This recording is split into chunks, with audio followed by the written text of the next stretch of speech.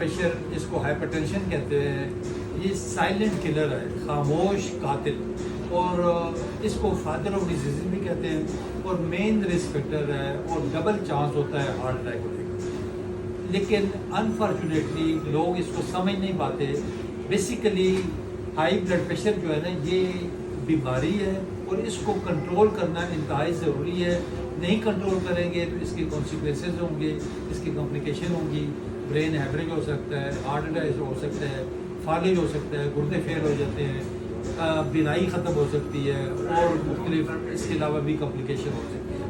ہمارے پاس یہ دو بہنیں میاں والی کا سے تعلق ہے، ان کا تشریف لائی ہیں، ایک حیات بی بی ہے اور دوسری گل حمینہ، دونوں کے ہی ہائی بلڈ پریشر ہے، اور لیکن ایک کا بھی میں نے دیکھا بلڈ پریشر 180 110، دوسری کا بھی 170 100 کے قریب ہے۔ لیکن یہ ان کو سمجھ نہیں ہے، کہتے ہیں کہ دوائی بھی کھا رہی ہوں پھر بی پی۔ آپ خود بتائیں ہمارے ویورز کو، یا تاسو پختو کی ہوئے جس کا طبیعت اس کا بلڈ پریشر اترے دوائی کھلے کہ نہ کھلے؟ دوائی بھی کھاتے ہیں تو بعد زیادہ تھی بھی نہیں، زیادہ ٹھیک ہے۔ ہاں کہ بعد گولی تھوڑے دن آرام ہوتے ہیں، گولی شام کھا لیں تو بعد صبح صحیح ہوتے ہیں۔ بعد جو شام تھی بھی بعد بی پی زیادہ ہونے بعد سمجھ رہا سا کہ ادھر چلے بنا ہوتا، اللہ کرے جو ٹھیک تھی میں نے۔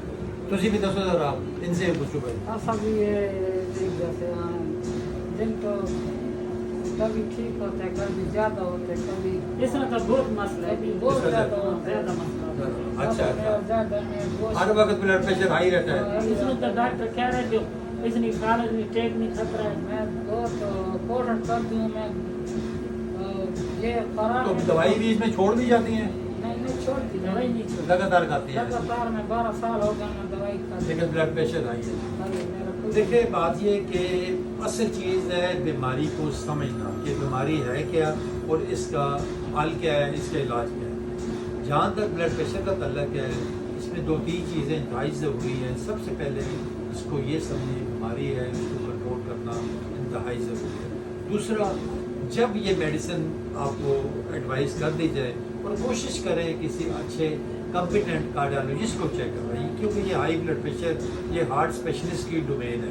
اس میں بعض اوقات ایک گولی اثر نہیں کرتی، آپ کو کمبینیشن میں ہمیں گولیاں دینے پڑتی ہیں۔ اور جب دوائی شروع کر دی جائے کمپیٹنٹ ڈاکٹرس، اس سے ایک تو فالو اپ رکھیں، دوسرا سب سے بڑی بات یہ ہے کہ دوائی آپ نے چھوڑنی نہیں ہے، تا حیات آپ نے دوائی کھانی ہے، اپنے کارڈیالوجسٹ سے رابطہ رکھنا ہے، فالو اپ رکھنا ہے، مہینے بعد 2 مہینے بعد جب موقع بنے ان سے اپنے چیک اپ لازمی کروانا ہے، کیونکہ بلڈ پریشر کی دوائی آپ کی عمر کے ساتھ ساتھ چلے گی۔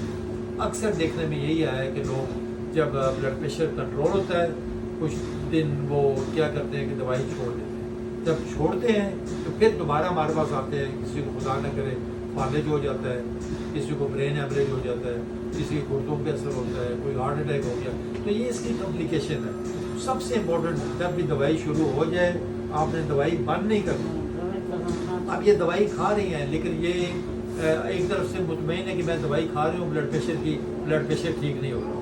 اس کی 2 وجوہات ہوتی ہیں، ایک تو یا تو دوائی ان کی اپ ٹو مارک نہیں ہے، یعنی پراپر جو ڈوز ان کے بلڈ پریشر کے مطابق ہونی چاہیے وہ نہیں مل رہی، یا دوائی اثر نہیں کر رہی۔ اب ان کا کیونکہ میں نے دیکھی ہے دوائی کھا رہی تھی، اب اس میں اپنے حساب سے ایڈجسٹ کروں گا، اور انشاءاللہ تعالیٰ یہ ان کی بلڈ پریشر کی دوائی بالکل ٹھیک ہو جائے گی۔ روزانہ چہل قدمی بھی کریں، 40-50 منٹ واک کریں، ہیلتھی ڈائٹ کریں، اور کھانے میں کوشش کریں نمک کا استعمال نہ ہونے کے برابر، بس کھانے کے لیے جو ذائقہ کے لیے ہو، ایکسٹرا نمک نہیں کرنا۔ دوائی بالکل نہیں چھوڑنی ہے آپ نے، دوائی متواتر کریں، جی بس جی اس میں تھوڑا بہت ہو، لیکن دوائی آپ نے نہیں چھوڑنی۔ یار یہ میسیج آج کل ٹیک ہوم میسیج کیا ہے کہ جب دوائیاں بلڈ پریشر کی کھا رہے ہوں تو دوائی آپ نے نہیں چھوڑنی، دوائی آپ کی زندگی کے ساتھ ساتھ آپ کی چلتی رہے گی۔ بعض اوقات یہ ہوتا ہے کہ دوائی تھوڑی بہت ہمیں بعض اوقات کم کرنی پڑتی ہے، بعض اوقات زیادہ کرنی پڑتی ہے۔ ٹھیک ہے، بہت شکریہ، تھینک یو۔